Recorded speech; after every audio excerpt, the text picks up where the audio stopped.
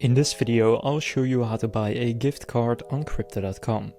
So to do this, first open up the Crypto.com app. Then in the top left, click on the three horizontal lines. You will then get to a screen like this. Now under Spend, you want to go and click on Pay. And here you will find a bunch of things you can do, but at the top just go over to Gift Cards. And now here you can select whichever gift card you want. So these right here are mostly for the Netherlands, so I'll just pick one of these here. And then you can choose how much you want to put on it. So right here the only option is actually 15 euros, so I'll just do that one. And you can see if you pay with Crow, you get 2.5% back. So then you just click Pay in the bottom. Then you need to agree to the crypto wallet app terms and conditions and continue again.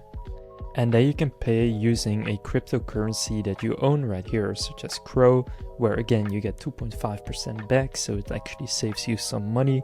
But you can also do Bitcoin, Ethereum, whatever you want to use, and then just purchase it and you have then bought that gift card. So that's how you can buy a gift card on Crypto.com. If this video was helpful, please consider leaving a like and subscribing to my channel. With that being said, I will see you in the next video.